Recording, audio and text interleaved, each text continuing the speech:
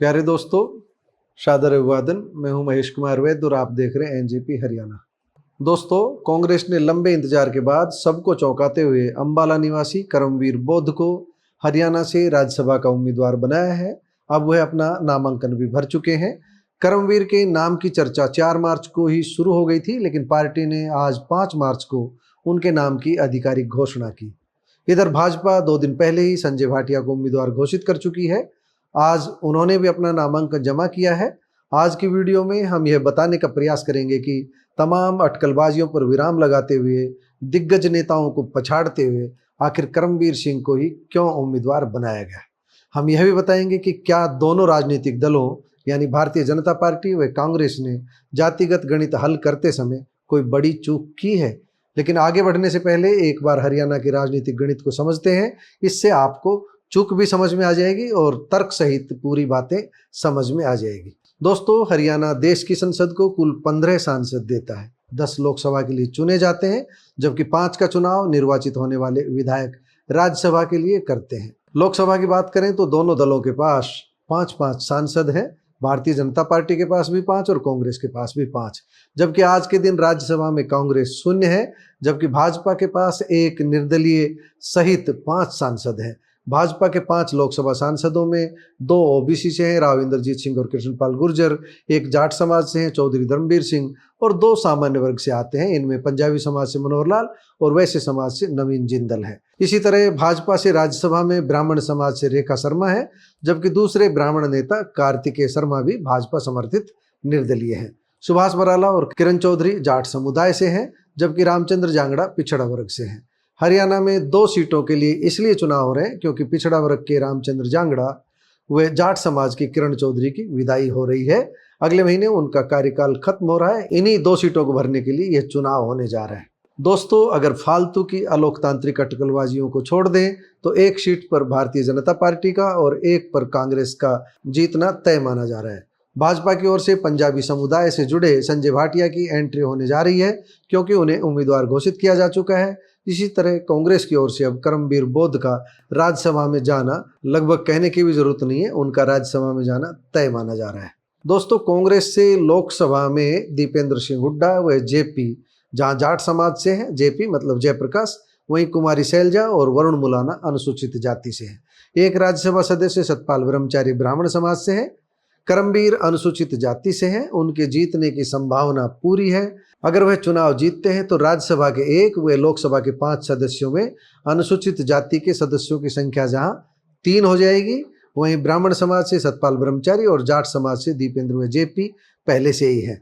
लेकिन करमवीर को जीता हुआ मानकर बात करें तो इन 6 सांसदों में एक भी ओबीसी का चेहरा नहीं होगा। कांग्रेस की यही बड़ी चूक है, लेकिन इतनी बड़ी नहीं कि इस फैसले पर पंजा उठाया जाए। उंगली तो उठाई जा सकती है, पंजा नहीं उठाया जा सकता। लेकिन मीडिया तो मीडिया है, इसी बात को मुद्दा बनाकर कुछ छुट भइए या गैर गंभीर लोग इस्तीफे की नौटंकी कर रहे हैं और प्रो भाजपा मीडिया इसे बड़ा मुद्दा बनाकर पेश कर रहा है, जबकि ऐसी ही स्थिति भारतीय जनता पार्टी के साथ भी है। भाजपा के संजय भाटिया को जीता हुआ मान लें तो 5 लोकसभा के और 1 भाजपा समर्थित राज्यसभा सदस्य सहित जो 9 सांसद भाजपा के होंगे, उनमें एक भी अनुसूचित जाति से नहीं होगा। गणित देखें तो भाजपा की ओर से भी अनुसूचित जाति के किसी उम्मीदवार को राज्यसभा में भेजा जाना था, किसी चेहरे को राज्यसभा में भेजा जाना था, लेकिन पार्टी ने अपना गणित देखा है। अपना गणित ये है कि जो अपना कोर वोट बैंक है उसे मजबूती से बांध कर रखना। कांग्रेस का गणित भी साफ है। ओबीसी के रूप में प्रदेशाध्यक्ष और जाट समाज से नेता प्रतिपक्ष देने के बाद राज्यसभा में अनुसूचित जाति को प्रतिनिधित्व देने का प्रयास किया है। कुछ दिन पहले महिला कांग्रेस अध्यक्ष के रूप में एससी से परल चौधरी को नियुक्त किया गया था। अब करमवीर को नियुक्त करके पार्टी ने अपने एससी, ओबीसी व जाट समीकरण को और मजबूत करने का काम किया है। ओबीसी में कुछ सेंध लगाने का भारतीय जनता पार्टी अब प्रयास करेगी। ऐसा इसलिए क्योंकि जो लोग ओबीसी की नाराजगी की बातें कर रहे हैं उनके अपने तर्क हैं। उनके तर्क गलत भी नहीं है, लेकिन इस चूक के बावजूद कांग्रेस का फैसला गलत नहीं है, ऐसा आम लोगों का मानना है। हमारा भी यह मानना है कि यह फैसला चूक नहीं है, क्योंकि ओबीसी के रूप में प्रदेश अध्यक्ष नरेंद्र सिंह के पास कमान है और प्रदेश अध्यक्ष बहुत बड़ा दायित्व होता है। प्रदेश अध्यक्ष के रूप में जब नरेंद्र सिंह को ओबीसी दे दिया गया तो इसके बाद में अगर एससी समाज को उनके हक से भी अगर ज़्यादा दिया जा रहा है तो ये राहुल गांधी मल्लिकार्जुन खड़गे की अपनी सोच है। एससी समुदाय के बीच सीधा सीधा संकेत ये दिया जा रहा है कि कांग्रेस उनकी अपनी है। दोस्तों, अब आपको एक बार हम बता दें कि भारतीय जनता पार्टी के संजय भाटिया ने भी अपना नामांकन भर दिया है। मुख्यमंत्री नायब सिंह सैनी उनका नामांकन भरवाने के लिए खुद पहुंचे थे। इसी तरह कांग्रेस के करमवीर बोध ने भी विधानसभा भवन पहुंचकर अपना नामांकन जमा कर दिया है। उनके साथ पूर्व मुख्यमंत्री भूपेंद्र सिंह हुड्डा सहित कांग्रेस के कुल 34 विधायक मौजूद रहे, यानी कि 34 विधायकों के दल बल के साथ वह नामांकन जमा करने पहुंचे हैं। जो 3 विधायक नहीं पहुंचे हैं वह भी समय पर पहुंच जाएंगे, ऐसी हमारी संभावना है। लेकिन अभी अटकलबाजी ये लग रही है कि सतीश नांदल को या किसी और चेहरे को भारतीय जनता पार्टी तीसरे उम्मीदवार के रूप में उतार सकती है। कई नाम चल रहे हैं। तीसरे उम्मीदवार को उतारना भारतीय जनता पार्टी का हक है, गेम करना भारतीय जनता पार्टी का हक है, लेकिन जो भी होगा अलोकतांत्रिक होगा। और सबसे बड़ी बात यह है कि अगर कांग्रेस के पास 37 विधायक होते हुए भी अगर करमवीर बोध चुनाव हार जाते हैं तो समझ लीजिए कांग्रेस हाईकमान के पास भूपेंद्र सिंह हुड्डा की कोई गिनती नहीं रहेगी। इसलिए हम कह रहे हैं कि कांग्रेस उम्मीदवार करमवीर बोध को जिताने के लिए भूपेंद्र सिंह हुड्डा ही सबसे अधिक प्रयास करेंगे। जहां तक बात अटकलबाजियों की है तो अटकलबाजी कोई उन्हें शैलजा का आदमी बता रहा है, कोई उन्हें रणदीप सुरजेवाला का आदमी बता रहा है, कोई उन्हें भूपेंद्र सिंह हुड्डा का खास बता रहा है। मीडिया के साथी हैं, उनकी अपनी सोचने की स्वतंत्रता है, उनकी बातें सच हो सकती है। हम अपनी बात कह रहे हैं। हमारा मानना यह है कि करमवीर बोध किसी के आदमी नहीं है, वह केवल और केवल कांग्रेस पार्टी के आदमी है। और कांग्रेस की विचारधारा को लेकर के ही राहुल गांधी तक उनकी बात पहुंची और उन्हें अंतिम समय में उम्मीदवार के रूप में तय किया गया। हाँ, इतनी बात जरूर है कि भूपेंद्र सिंह हुड्डा की सहमति उनके नाम पर जरूर ली गई है। ऐसा नहीं हो सकता कि भूपेंद्र सिंह हुड्डा को सीधे सीधे नाराज करके किसी को मैदान में उतार दिया जाए। जैसे अशोक तंवर की बात थी, ये भी चल रही थी कि दीपेंद्र सिंह हुड्डा से उनकी अनबन दूर हो चुकी है। लेकिन जो भी हुआ, करमवीर के बारे में हुआ, करमवीर बोध का जो नाम आया है उसके पीछे एक गणित मीडिया में और आ रहा है। वह गणित ये है कि एक हरियाणा के ही एसीएस मतलब अतिरिक्त मुख्य सचिव के जरिए करमवीर बोध की कांग्रेस में एंट्री हुई है।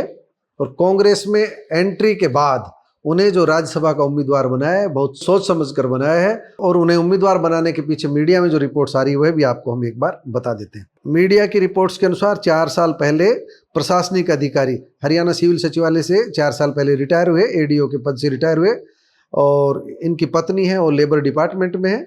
करमवीर राज्य सचिवालय में खरीद फरोख्त का काम देखते थे, केयर टेकर रहे थे, सस्पेंड हो गए थे। सस्पेंड होने के बाद बिना प्रमोशन के ही उन्हें सेवानिवृत्त होना पड़ा। लेकिन सेवानिवृत्ति के बाद में कांग्रेस का जो एक सबसे बड़ा अभियान था संविधान बचाओ अभियान, उसमें वह सक्रिय रूप से शामिल रहे थे। और राहुल गांधी की नज़र में तब भी वह आए थे, कांग्रेस हाईकमान की नज़र में उनका आना तभी हो गया था। लेकिन अब जो बात बनी है उनका किसी एसीएस के जरिए यानी अतिरिक्त मुख्य सचिव के जरिए कांग्रेस हाईकमान तक पहुंचना हुआ है। लेकिन ये बता दें कि भूपेंद्र सिंह हुड्डा की इस नाम पर सहमति है और दूसरे नेताओं की भी इस नाम पर सहमति है। भाजपा उम्मीदवार संजय भाटिया के बारे में हमने पहले ही बता दिया था। करमवीर के बारे में जो जानकारी मिली है वह आपको बताई है। निश्चित रूप से कांग्रेस का ये फैसला अच्छा कहा जाएगा, लेकिन कांग्रेस ओबीसी को साधने में सफल नहीं हुई। राज्यसभा के जरिए ओबीसी को और अधिक साधा जा सकता था, जबकि भारतीय जनता पार्टी अनुसूचित जाति का विश्वास जीतने में विफल रही है। अगर जातिगत समीकरण बिठाया जाता तो भारतीय जनता पार्टी से कोई एससी चेहरा मैदान में दिखाई देता और कांग्रेस की तरफ से कोई ओबीसी का चेहरा मैदान में दिखाई देता। लेकिन उलट हुआ है। भारतीय जनता पार्टी ने पंजाबी समुदाय से संजय भाटिया पर भरोसा किया है और कांग्रेस ने अनुसूचित जाति से करमवीर बोध पर भरोसा किया है। दोनों ही दलों ने अपने जातीय समीकरण साधने का प्रयास किया है। कितनी कामयाबी मिलेगी कितनी नहीं यह समय बताएगा। लेकिन हमारा ये मानना है कि कांग्रेस एससी वर्ग को साधने के लिए किसी भी सीमा तक जा रही है। यानी कि इस समय ओबीसी को जो प्रतिनिधित्व दिया जाना था उसे भी अलग हट करके एससी को दिया गया है। इसी तरह भारतीय जनता पार्टी भी पंजाबी ब्राह्मण वैश्य जो अपना कोर वोट बैंक है उसको साधने के लिए किसी भी सीमा तक जा सकती है। एससी का कोई प्रतिनिधि भारतीय जनता पार्टी की ओर से नहीं है, न तो राज्यसभा में और न ही लोकसभा में। अब अवसर था, भारतीय जनता पार्टी किसी एससी उम्मीदवार को भेज सकती थी, लेकिन ऐसा नहीं किया गया। गणित अपना अपना। जो तस्वीर हमने आपको बताई है उससे आप कहां तक सहमत हैं? दोनों पार्टियों के फैसले पर आप क्या टिप्पणी करेंगे? कमेंट बॉक्स में जाकर बताइएगा जरूर। नमस्कार, धन्यवाद।